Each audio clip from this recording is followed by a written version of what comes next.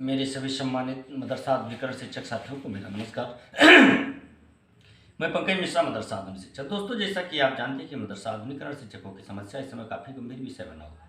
उसके समाधान के लिए लगातार प्रयास किए जा रहे हैं। वो प्रयास अभी सफल नहीं हो पाया, लेकिन अब ऐसा उम्मीदें दिखाई देने लगी हैं, आशाएं प्रबल हुई हैं कि हम लोगों का काम अब जल्दी हो जाएगा। दोस्तों, हम बात करेंगे आज स्कीम को लेकर के कि आधुनिकीकरण शिक्षकों की स्कीम चलेगी या नहीं चलेगी, और चलेगी तो कब तक चलेगी, कितने पर चलेगी, कैसे चलेगी, इन सारी बिंदुओं पर आज चर्चा करेंगे। उससे पहले हम आपसे एक चीज़ कहना चाहेंगे कि आप लोग वीडियो को ज़्यादा से ज़्यादा शेयर किया करें, जिससे सूचनाएं सभी लोगों तक पहुंच सके, क्योंकि अभी सभी लोग जागरूक नहीं हो पाए। और एक चीज़ मैंने और देखा है कि अगर टाइटल और थंबनेल चाटुकारिता वाली अगर लगा दी जाए, फेक लगा दी जाए, तो उस पर आप लोग ज़्यादा चाव से देखते हैं। संख्या है 24,000 22,000 की, और आलम यह है कि 1,000-2,000 व्यूज नहीं आता है, तो संघर्ष करने से क्या फायदा। जब सभी लोग देखना नहीं चाहते हैं, केवल उन्हीं लोगों की बातों तक आप सीमित रहना चाहते हैं जो आपको अंधेरे में रखे, तो फिर वीडियो बनाने से कोई मतलब नहीं रहता है। जब तक आप लोग देखेंगे नहीं, शेयर नहीं करेंगे, तब तक सब तक पूरी बात पहुंचेगी नहीं, और जागरूक नहीं होंगे, तब तक हमारे अकेले चिल्लाने से कोई फायदा नहीं। दोस्तों, मेरे समझ में एक बात नहीं आती है कि जब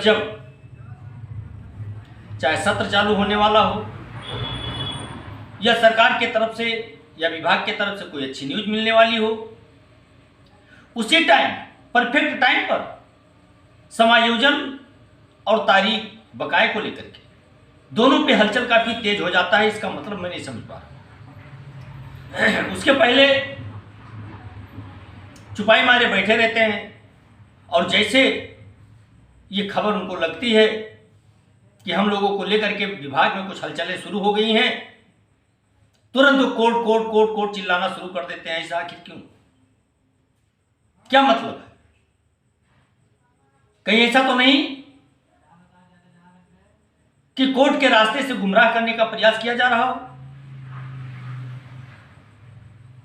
कोर्ट में जाकर के मामले को और पेंडिंग किया जा रहा हो? मेरे दोस्त, बहुत खेल हो चुका। अब जब संभावनाएं कुछ प्रबल हुई हैं, तो फिर बरसाती मेढक की तरह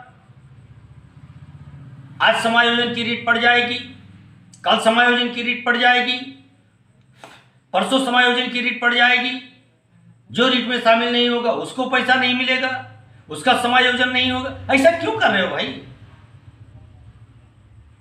ऐसी बातें क्यों कर रहे हो? क्या आपने ऐसा तीर मार दिया है? मेरे दोस्त, समझने का प्रयास करें आप लोग।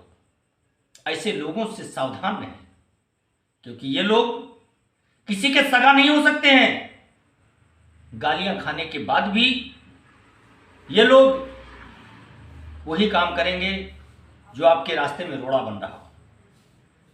कौन इन लोगों का सलाहकार है, कौन इन लोगों को सलाह देता है, ये थोड़ा समझ से परे लगता है मुझे। कई रीटें पड़ी हुई हैं, समायोजन के लिए भी रीट डाली गई है। एजाज अहमद जौनपुर ने बहुत पहले रीट डाला है, आज तक कुछ नहीं हुआ। कितने शिक्षक समायोजित हो गए? मैं उनसे पूछना चाहता हूं, जो समायोजन के नाम पर दलाली करते हैं शिक्षकों से, उनको अंधेरे में रखते हैं, मैं उनसे पूछना चाहता हूं कि आखिर ऐसा क्यों कर रहे हैं? क्या वजह है? कहीं ऐसा तो नहीं कि इनकी पोल खुल जाएगी? जिन शिक्षकों से इन लोगों ने पैसा लिया है, वो शिक्षक पैसा मांगना शुरू कर देंगे? मेरे दोस्त, सम्मानित मदरसा आधुनिकीकरण शिक्षक साथियों, एक चीज आप समझने का प्रयास करें। कोर्ट का नाम लेना इन लोगों की बहुत बड़ी मजबूरी है, और इनकी मजबूरी यह है कि जो इन लोगों ने शिक्षकों की भर्ती के लिए पैसे लिए थे ना, वो पैसे अब इनके गले की हड्डी बन गई है। न वो लील पा रहे हैं, न वो उगल पा रहे हैं, क्योंकि सरकार ने तो स्कीम बंद कर दिया, बकाया भी पेंडिंग हो गया। जब तक स्कीम चल रही थी, राज्यांश मिल रहा था, तब तक ये कह रहे थे अब की महीने में आपका आ जाएगा, आपकी सत्र में आ जाएगा, दूसरे सत्र में आ जाएगा, तीसरे सत्र में, क्योंकि वो हुआ ही नहीं था, आएगा कहां से। लेकिन उन लोगों को ये लोग बेवकूफ बनाए हुए थे, और ये रिट डालना, कोर्ट में जाना, बकाये को लेकर, समायोजन को लेकर, ये इनकी मजबूरी बन गई है। क्योंकि कई शिक्षकों से 10-10, 20-20, 30-30, 50-50 शिक्षकों से इन लोगों ने पैसा लिया है। कई मदरसे खोल के बैठे हुए हैं, शिक्षकों से मंथली परसेंटेज लेते थे। तो इन लोगों की मजबूरी बन गई है कोर्ट में जाने की, और कोर्ट के नाम पर उन शिक्षकों को भी ये लोग गुमराह कर रहे हैं, जिन लोगों से भर्ती होने के बाद भी इन लोगों ने पैसा लिया है। क्योंकि सरकार ने बहुत पहले भर्ती बंद कर दिया था, उसके बाद भी इन लोगों ने 17, 18, 19 तक, 20 तक इन लोगों ने पैसे वसूले हैं कि लाइए आपकी लाट संख्या बनवाएंगे, आपको नौकरी दिलाएंगे और आपको करोड़पति बनाएंगे। वो पैसे की वजह से ये लोग दोस्तों कोर्ट जाने को मजबूर हैं। लेकिन हमारी जो पढ़ी लिखी आधुनिकीकरण स्कीम के तहत जो पीढ़ी है, वो इस बात को समझने को तैयार नहीं है। वो ये सोच रहा है कि अगर पंकज मिश्रा कुएं में कूद गए हैं, हम क्यों बाहर रहे भैया, हम भी कूद जाएं। लेकिन उनको ये नहीं पता है कि हो सकता है पंकज मिश्रा तैरना जानता रहा हो, वो कूद करके निकल आया है, कहीं ऐसा ना हो कि हम तैरना नहीं जानते, हम डूब न जाएं। मेरे दोस्त, अगर बिच्छू की काटने का या डंक मारने का अगर मंत्र आपको नहीं आता है, तो सांप के बिल में हाथ नहीं डाला जाता है। इस बात को समझने का प्रयास करें। लोग मुझसे कहते हैं कि आपको न्यूज कहां से मिलती है।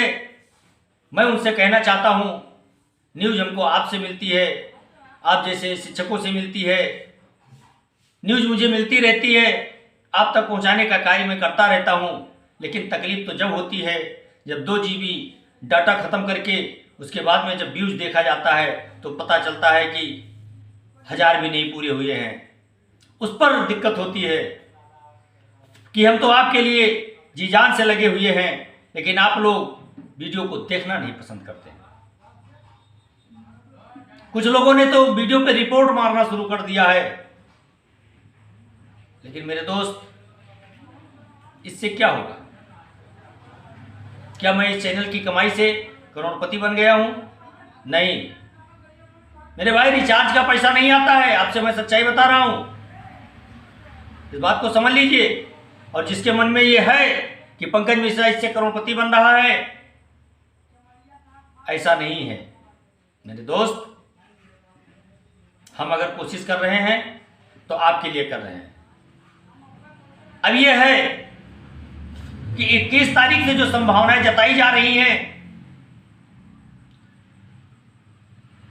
जो सत्र चलने वाला है, उस सत्र में हो सकता है कि हम लोगों के लिए जगह निश्चित किया गया हो मेरे दोस्त।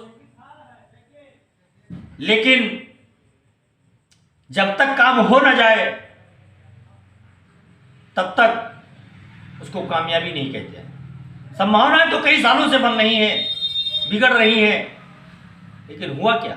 कुछ नहीं। तो मेरे दोस्त, इस बात का आप विशेष ध्यान रखें कि जब तक पब्लिकी ऑफिशियल लेटर ना आ जाए, तब तक उस चीज को आप सही ना माने।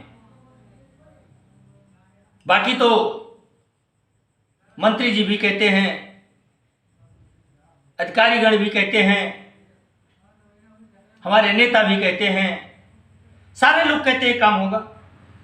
हम भी कहते हैं काम होगा। कब होगा? अभी नहीं हुआ है मेरे दोस्त। हम ये नहीं चाहते कि आप अंधेरे में रहें। आप अपना काम करते रहें,